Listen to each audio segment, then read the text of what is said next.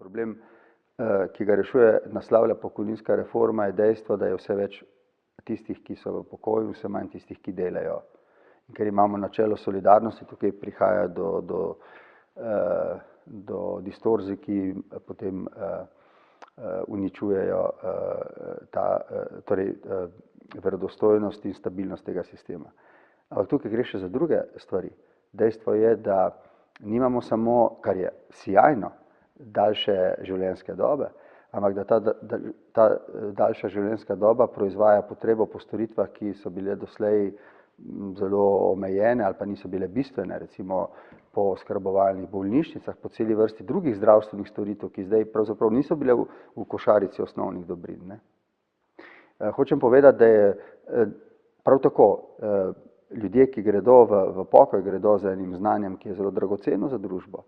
Kako pravzaprav znanje, ki je še vedno relevantno, kako ga tudi še nadgrajevati, ker ko gre danes pri tej starostni dobi človek v pokoj, gre še vedno mnogi kot znanja željan človek, ki želi ostati ustvarjalen, delaven. To si želimo tudi mi, da človek v jeseni življenja ne vrže puške v koruzo, da svojim znanjem, izkušnjami vsem pripomore k temu, da gre družba naprej. In tukaj smo na tej konferenci ugotavljali celo vrsto dejavnikov, ki se morajo paradigmatsko spremeniti v družbi, da bi bila ta starajoča družba znosna za starejše ljudi, ker drugače bomo imeli sicer morda finančno nekoliko bolj urejen sistem, ampak to ne zadostuje za to, da bi bila oseba v zrelih letih, da bi imela tudi tisto dostojnost v življenju, ki si jo zaslužijo.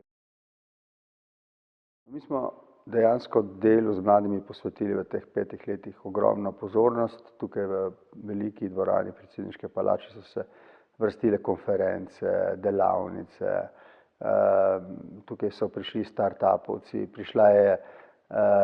prišli so mladi inovatorji iz podeželja. Hočem reči, da tukaj so prišli študentje iz tujine, ki so na univerzah po svetu, njihovi profesorji, Slovenci. Hoteli smo povezati vse te izkušnje in znanja v nekaj več, do neke mere nam je to uspevalo, do neke mere ne, ampak mislim, da je predsednik tukaj odpiral javni prostor za njihove poglede in da je to, se mi zdi, največ, kar glede na omejene pristojnosti lahko stori. In da smo to delali uspešno, tudi glede tega sem precej zadovoljen, treba nadaljevati to delo.